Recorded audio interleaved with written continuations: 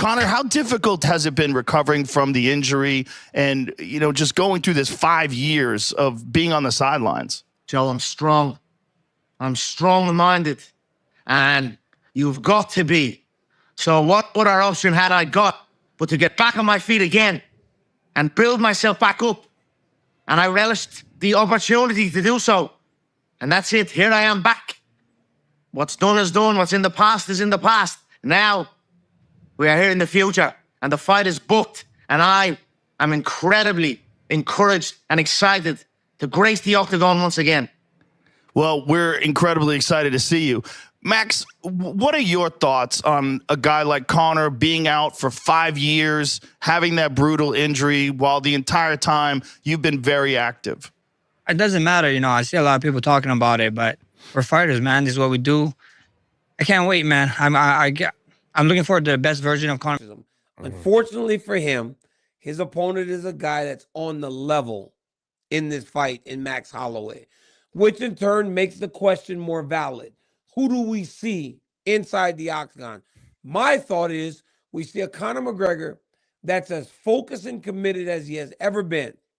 I don't know if with the injuries and the time away and the weight gains and now the weight loss and all these things, if that Conor McGregor, even if he is more motivated than ever, is enough to beat a Max Holloway. Now, that's no prediction. I'm just saying.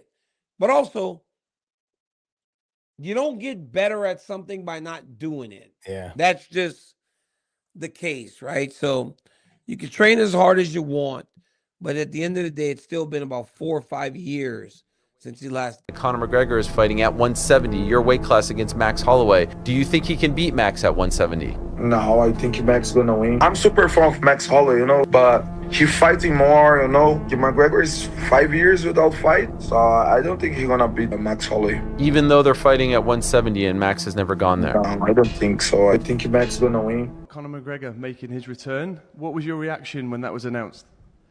Yeah, it's good. It's good. Big name for our sports, and but he have tough opponents. Max Holloway against Conor.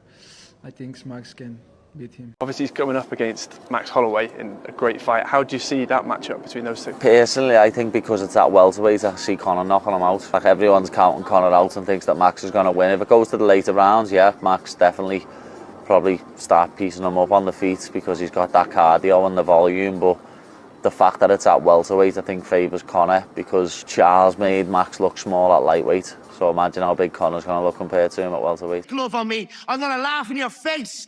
It's another world here against me, and it's another world at this weight. I'm going to come out of this bout unscathed and in all glory. We talk about ancestors, we talk about warriors, bro. I'm a Hawaiian warrior, brother. I'm going to touch your face over and over again, brother. I already know this, brother. Joe, Max is my child, brother. Welcome to the Mystic Max era, brother. Welcome back. Excuses, welcome back. Max is here. Return of the Max, July 11th. A bunch of gloves is going to get laid on that pretty face, brother. Keep it clean for me. I'm going to box his ears off my hands down. Max, I'm going to box you out with my hands down. We saw last time what happened that you didn't boxing. Anyway, Joe, quiet. Come on. Joe, I'm going to come out of this fight unscathed. Ilya Topuria, complete aura loss. Marab, complete aura loss. And I actually feel like we are living in the timeline where Conor McGregor comes back at UFC 329 and KOs Max Holloway, okay? When I talk about the matchup, I'm not just talking about, dude, Conor McGregor is a better striker than Max Holloway. I feel like, overall he kind of is. But listen, bro, looking at the matchup, right? Obviously, there is a lot of question marks. There's a lot of things we don't know because we haven't seen Conor McGregor in the UFC Octagon for 5 years. I totally understand that. I do not look at this betting line and go, these people are idiots. They should be picking McGregor. I'm not saying that, okay? I understand why McGregor is a massive underdog. But just look at the style matchup of the fight and let's walk with me here. And let's say Conor McGregor shows up prepared, fully not injured, ready to take this fight. We've seen from the Michael Chandler fight that, back in the day, it used to be McGregor will just show up regardless. Even if he's injured, whatever it is, he will show up. Now he's not taking that risk anymore, right? So let's say he shows up to this fight. He is healthy. He's prepared 4 or 5 rounds against Max Holloway at 170, which I think favors Conor McGregor.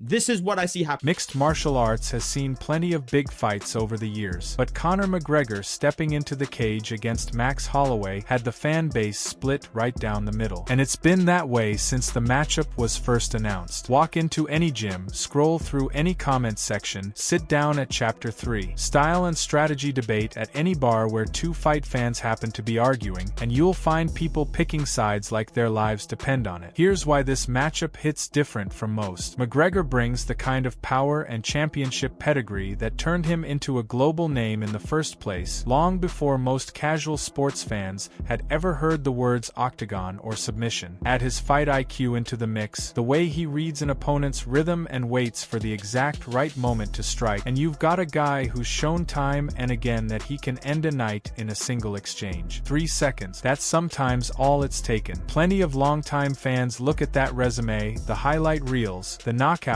that still get replayed years later, and figure he's got one more statement win left in him. Then there's the other camp, and they've got a point too. A strong one. Holloway doesn't fade. He doesn't blink. The man just keeps coming round after round, wearing opponents down through sheer volume and a pace that seems almost unfair to ask another human being to match. He throws more strikes per round than almost anyone in the sport's history, and he does it while barely seeming to tire. Critics of McGregor's chances point to exactly that pattern. Can a fighter known for explosive early finishes really handle 25 minutes of constant forward pressure from someone who's built his entire career around outlasting people rather than blasting through them? So, nobody's really agreeing on anything right now. And honestly, that disagreement is part of what's making this fight so compelling to watch unfold. Some see a clean knockout coming somewhere in the first 2 rounds. Others see a long, grinding decision that tests both men's will as much as their technique. A lot of fans, if they're being honest with themselves, aren't even sure anymore what they're tuning in for. The drama building up to fight night, the legacies on the line, or simply who's left standing when the final bell rings. What makes this whole conversation even messier is that both arguments are built on real evidence, not wishful thinking. Nobody's pulling these opinions out of thin air. McGregor's camp can point to a highlight reel full of opponents who never saw the finish coming. Holloway's camp can point to fight after fight where he simply refused to go away no matter what got thrown at him early.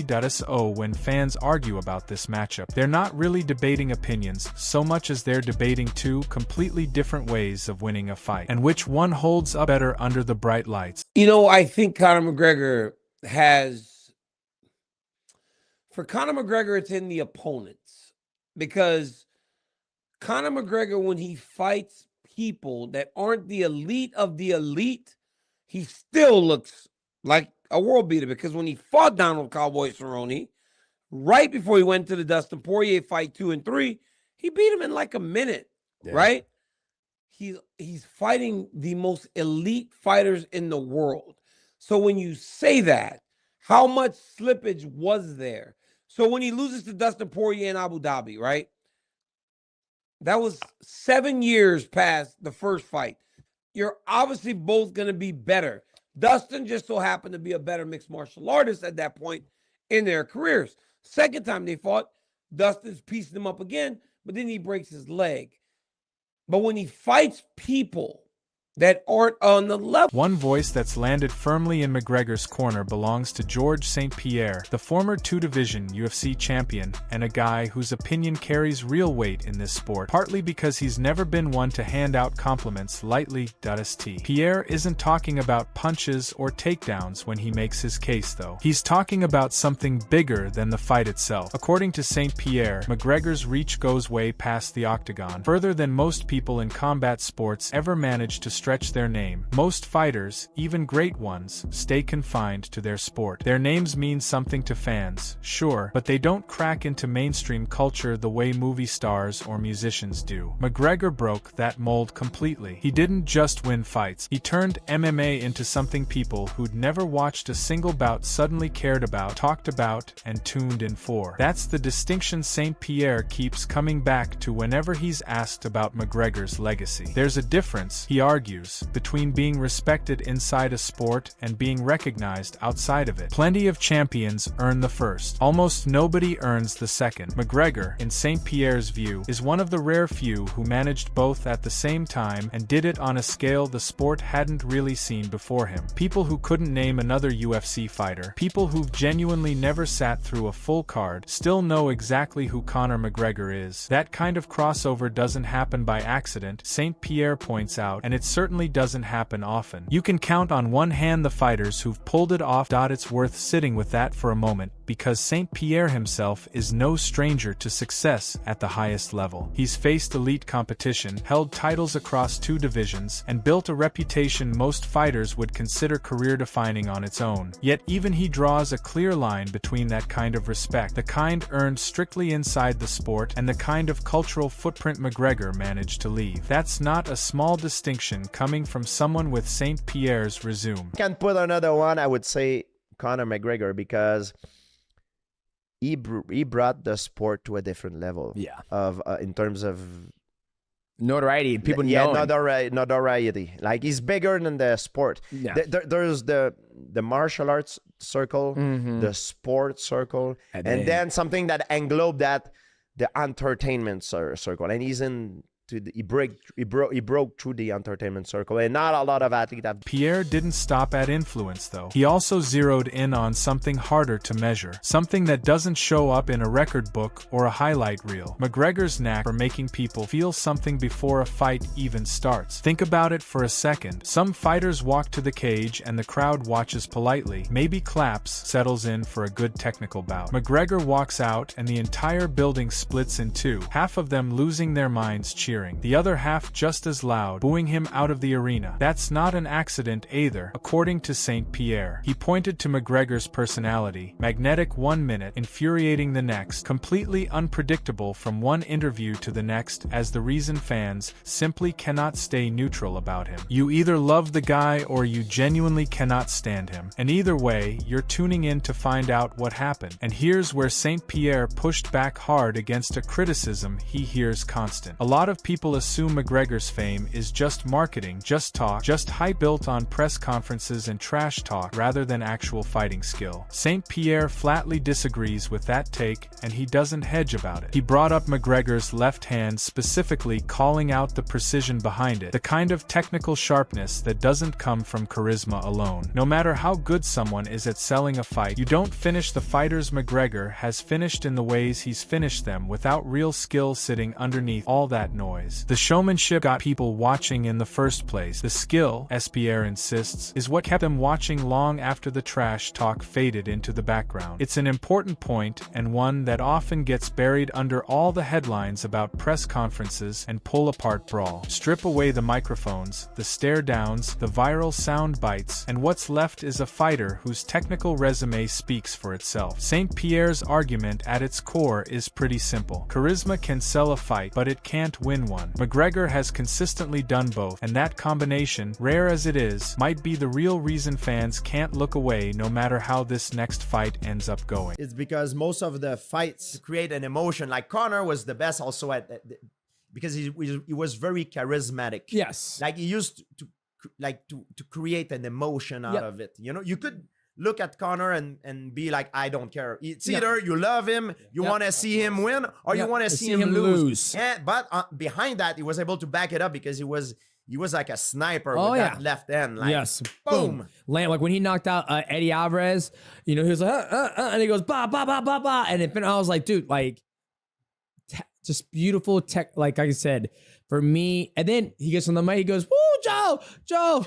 It's like, of course. So where does all of this leave thing after everything's been said and argued and replayed in slow motion 100 times online? McGregor's power, his experience, and that left hand everyone keeps talking about, all stacked up on one side of the scale. Holloway's relentless pace, his durability, his refusal to slow down no matter how many rounds it takes, sitting on the other. Pick a side. Apparently, judging by the comments sections, everyone already has. There's no clean answer here, and maybe that's exactly why this fight has people talking the way they are. Power against hate, experience against endurance, a finisher against a man who's never once looked tired late in a fight. Whichever way it goes, it's the kind of matchup that gets settled in the cage, not in an argument online. And that's part of what makes it worth waiting for. Who do you think takes this one, McGregor or Holloway? Drop your prediction in the comments below. Tell us why.